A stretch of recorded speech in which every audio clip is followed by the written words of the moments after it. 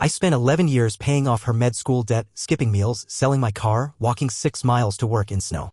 Last week, she laughed while handing me divorce papers in a restaurant. I need someone on my level now. The waiter looked away. I just smiled and left. This morning, her LinkedIn was deleted and my phone was flooded with desperate messages. She took her engagement ring off in the middle of the appetizers and gave it to the waiter as a tip. Didn't say it to me. Said it to him. Loudly. Here, this was funded by ramen noodles and broken dreams. He didn't know what to do. Just kind of nodded and backed away like a guy who just walked into a live execution. I hadn't even ordered yet. But she had. Filet mignon, medium rare. Glass of the second most expensive red on the menu. Not the top one. No, she wanted to appear humble. I was 2 weeks into overdrafting my checking account, rationing cans of black beans, and walking to work in January because I sold my car to cover the last of her private loan interest. She knew that. She saw my boots cracking, duct taped at the sole. She smiled across the table. Pure white veneers. Veneers I financed, by the way. You always did sacrifice well, she said. That's a compliment. Then came the envelope. Divorce papers. Already signed by her. Neatly sealed, crisp corners. Notarized. I need someone on my level now. 10 years. No warning. Just that line. I need someone on my level. She said it like I was a podcast she'd grown out of. I didn't react. Just looked at her, then at the paper. My heart didn't race. It froze. Not because I was surprised. Because I wasn't. I left. Didn't touch the napkin. Didn't even flinch when she blew me a kiss as I walked out. That was Thursday. Today's Monday. And every device I own is blowing up with messages. People who called me pathetic last week are suddenly in full panic mode. Because her LinkedIn disappeared this morning. And she's gone completely silent. Let me rewind. Fill you in. Her name's Ava. Not that it matters now. We met in a night class, intro to chem for non-majors. I was there because I'd finally gotten promoted from janitorial to lab tech at the hospital. She was there because her pre-med track needed a GPA boost. She was late the first day. Wore heels and a ponytail like she was headed to a boardroom. Everyone noticed her. She sat next to me because it was the only open seat. She didn't speak to me for 2 weeks. Then she got a C on her first quiz and suddenly I was a brilliant conversationalist. I tutored her for free. Gave her my notes. Bought her coffee before every midterm. She passed. With a B+. She kissed me on finals night. I thought I'd won the lottery. We moved in together after 6 months. She called it efficient. I gave up my place, my dog building didn't allow pets, and most of my furniture. She called my couch tragic. Sold it while I was at work. I worked nights. She studied. I picked up extra shifts to cover groceries, car insurance, heat. She said she'd pay me back once she became a doctor. Said I was investing in our future. So I invested. Hard. Sold my car when her tuition jumped unexpectedly. Stopped eating lunch so I could keep our internet on. Walked 6.4 miles to and from work in the snow wearing second-hand boots that made my feet bleed through my socks. She said I was so strong.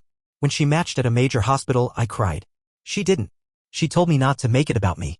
We married at a courthouse. Her parents didn't come. Mine were dead.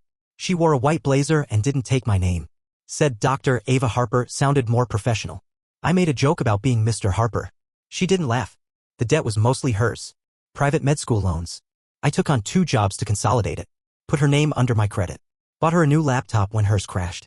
Paid for her board exams. She never said thank you. Just nodded and said smart move. She started her residency. The shifts were brutal. I cooked. Cleaned. Rubbed her feet while she scrolled on her phone. She barely looked at me unless I was useful. I still loved her. I don't know why. Maybe because I'd already given up so much. Maybe because I needed to believe it wasn't all a mistake. Then came her second year.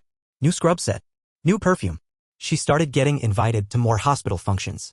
I wasn't allowed to come. Too many suits, she'd say. You'd be bored. One night, I found a silk tie in the laundry. Not mine. She told me it was a gift from a senior resident. Nothing serious. She started staying out later. Showering before bed. Locking her phone. She stopped kissing me. But she still let me pay the bills. That was the deal. She'd say things like, "You're my foundation," while she Venmo requested $42 for Uber Eats. When I asked if we were okay, she smiled like I was a patient with a benign tumor. "You're sweet," she said. "You just don't get the stress I'm under." So I backed off. Thought maybe it was burnout. Then came the text. From her phone. But not from her. "Don't worry, she's in good hands tonight." That was all it said. I didn't reply. She never mentioned it. Acted like nothing happened. Hugged me in the kitchen while her phone buzzed on silent in the other room. Last week, she invited me to dinner. Said she wanted to talk about the next step. I thought she meant kids. That's how stupid I was. She handed me divorce papers between the wine list and the entree. Laughed when I didn't react. Said I was processing like a true codependent. I left before dessert. Now it's Monday. Her LinkedIn is gone. Her email autoresponder is on. And my phone? Unreal. 37 missed calls. Dozens of texts. Mutual friends. Coworkers. Even her residency coordinator. One message stands out. It's from her sister who I haven't spoken to in years. Call me. Now. You don't know what she's done. I didn't answer. I'm not ready yet. Because the truth? I didn't just walk out of that restaurant. I walked into a plan. A plan 11 years in the making. And Ava? She has no idea what I've been building while she thought I was just surviving. Update 1. So, here's where we are. I didn't sleep the night after the dinner. Couldn't. Not because I was heartbroken. Not even close. Because I was focused. 11 years of watching her climb over my back like I was scaffolding. 11 years of being told maybe next year you're supporting the dream, once I'm done with rotations we'll travel, you don't need a new phone, it still makes calls. I lived like a ghost in my own life so she could play savior at cocktail parties. And now? Now she finally handed me the scissors. So I started cutting. First thing I did was call Marcus. Old friend from before med school swallowed our lives. Runs a digital consulting firm now. Quiet guy. Scary smart. We hadn't spoken in 4 years, last time was my wedding. He didn't come. Said he couldn't watch me disappear into someone else's shadow. He answered on the first ring. You finally ready? He asked. Like he'd been waiting. We met for coffee that night. I told him everything. From the duct tape boots to the filet mignon breakup. He didn't say anything for a while. Then he pulled out his laptop and asked one question. Do you want the truth or do you want her to hurt? I said, why not both? Turns out she left digital footprints wider than I thought. Her laptop, the one I bought, still logged into our shared cloud account. Idiot didn't even change the settings. I watched her backup messages sync in real time. I wasn't ready for what I saw. There wasn't just one guy. There were 3. One of them married. One of them her attending. One of them a pharmaceutical rep she referred to as lunch break daddy. Screenshots. Nudes. Strategy sessions. Not just sex. Schemes. How to frame me as emotionally erratic if things went south. A list of talking points to use if she needed to make her exit clean. One message from Kirk said, just say he got controlling. Nobody questions the quiet ones. Another from Ava, I've already got the sympathy tokens preloaded. Trauma cells. Sad girl doctor gets out of toxic marriage? TikTok eats that up. She filmed a fake video. Practice crying. I have it saved. But that's not the worst part. The worst part was the folder labeled rebound strategy. It was a spreadsheet. A spreadsheet.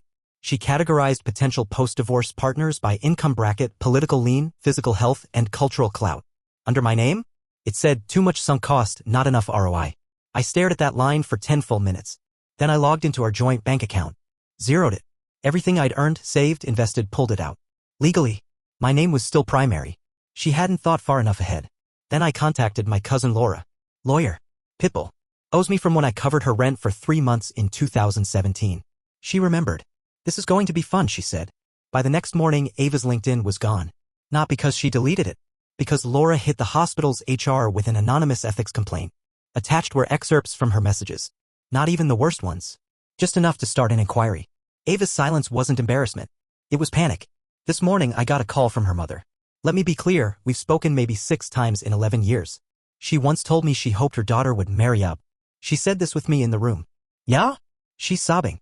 Ava's missing, she said. She walked out of work Friday and hasn't come home. She's not answering anyone. I almost felt something. Almost, but not guilt. Just anticipation. Then the texts started rolling in. From people who ghosted me for years. People who knew she was cheating. People who told me to man up and support her hustle. Now they're scared. Because her account's been locked. Because her badge stopped working.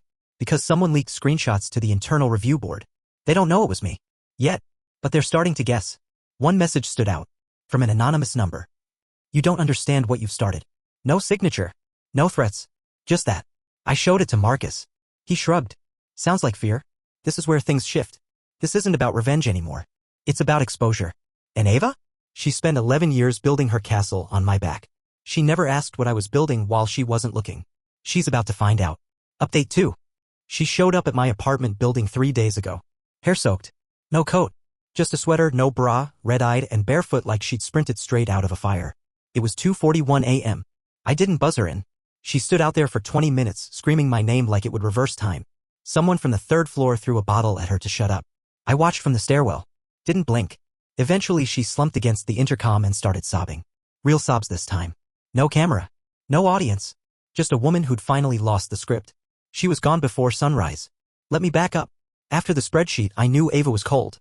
After the crying practice video, I knew she was rehearsed. But it wasn't until the hospital gala that I realized how deep it went. Marcus pulled strings. Got me in as technical support. I wore black. Stayed in the background. Ghost in the system. The event was at some penthouse downtown.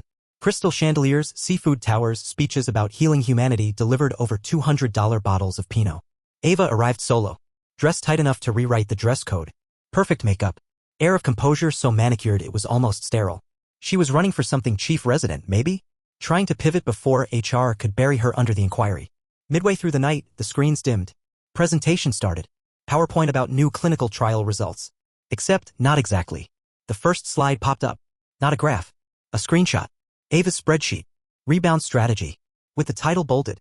ROI, 0, emotional utility, depleted. Replace immediately. The room went silent. Slide 2? A text conversation. Ava, once he signs the papers I can pretend he was abusive. People believe a good cry.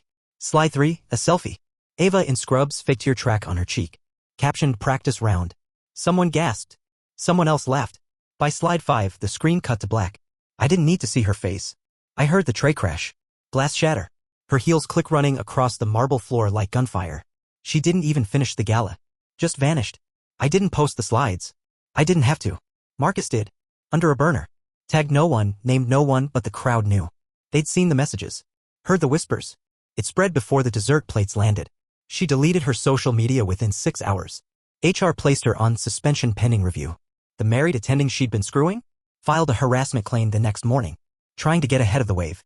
The pharma rep? Ghosted her completely. Corporate found out. Terminated his contract. Her strategy spreadsheet wasn't just betrayal. It was documentation. Of every step she took to engineer a false narrative. Of every man she manipulated. Of every lie she rehearsed like lines in a play. But here's the kicker. She didn't run because of the job fallout. She didn't run because of the shame. She ran because of what Laura found. My cousin. The lawyer. Buried in her finances, hidden behind dummy Venmo accounts and consulting fees were payments to a private investigator. One she hired last year. To track me. Why? Because she suspected I was hiding money. Which I was. Quietly, legally. Investments under a separate LLC. Not to screw her, just to protect what little I had left. She hired someone to dig. She had my apartment staked out twice. Once while I was at work. Once while I was asleep. The screenshots of those reports? I printed them. Left them in a manila envelope on her doorstep last week. With a sticky note. Not a victim. Not your stepping stone. Game over. That's when she cracked. The crying at my door? It wasn't regret. It was the collapse of a narrative she thought was airtight. She hasn't gone back to work. Her sister says she's unreachable. Her mom called again yesterday. Said Ava's talking about ending it all. Begging me to meet her. To undo what I started. But I didn't start this. I finished it. I gave 11 years of my life to someone who measured love in utility and sacrifice in spreadsheet columns. She turned me into an accessory. Yeah? I'm turning the lights on. Update 3. She showed up again. This time with a letter. Handwritten. On that heavy cream stationery she used to use for med school thank yous. Her handwriting hasn't changed, neither has her instinct to hide poison inside polite folds. It was 9 pages long. 8.5 of those were apologies. Fake ones. I didn't know how to cope with the pressure. You gave me stability and I mistook that for weakness. You were the best man I never deserved and maybe I was trying to sabotage that because I felt small. And then halfway down page 9. But maybe if we could just talk, just once, off the record, you'd see that I still love you. I read that sentence 3 times. Folded the letter back up. And lit it on fire in the sink. That was the last time I saw her. But not the last time she saw me. Let me rewind to the final move. I told you I had one left. A card she never saw coming. While Ava was spiraling, vanishing from social, burning job bridges, crying on porches, I was busy with Marcus and Laura. We'd been working quietly. Background, Ava had been moonlighting on weekends with a wellness brand. Technically, it was a side hustle. In reality, it was a shady, barely legal MLM built around prescription-friendly supplements.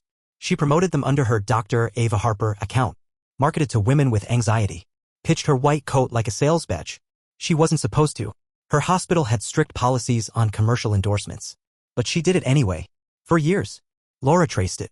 Bank records, affiliate links, undeclared income, tax evasion, neatly packaged into a whistleblower dossier. We didn't send it to the hospital. We sent it to the board. The state board. Medical ethics committee. Professional regulation panel. Investigative licensing division. The ones who decide who gets to keep the doctor in front of their name. The ones who don't care about tears or TikTok. Just facts. Just violations. We send it anonymously. Didn't need credit. We just wanted finality. It hit last Friday. I woke up to 34 texts. Ava's name wasn't one of them. But her sister? Her old classmates? Mutuals from our wedding list I forgot existed? They all said the same thing, did you hear? Her license was under review. Emergency suspension pending investigation. Ava had posted a cryptic Instagram story the night before, just a black screen with a timestamp. Then nothing. Phone off. Apartment empty. Work email bounced. She hadn't vanished. She'd cracked. But this isn't about her downfall anymore. It's about mine. Because here's the part no one asks. What happens after you destroy the person who hollowed you out? What happens when you don't want them back, not even to hurt them again, but they're still in your blood like lead? I can't walk past a hospital without twitching. I flinch when I smell lavender. Her shampoo. I've caught myself turning on the porch light at night like she might come home needing help. She won't. And I wouldn't open the door if she did. But the trauma lingers. Like mold behind the drywall. You can't see it until everything smells like rot. I'm not a hero. I'm not some cautionary fable. I'm just what's left. The man who gave up everything to build a life for someone who wanted a platform, not a partner. Who thought love meant starving quietly so someone else could shine. Who thought loyalty would be returned, not banked like interest and cashed out during an exit strategy. I keep thinking about that dinner. About the ring she tipped to the waiter. About the way he looked down and pretended not to exist while she laughed. He found me after his shift, by the way. Waiter guy. Said he'd seen a lot of breakups. But nothing like that. You looked like a guy who already knew, he said.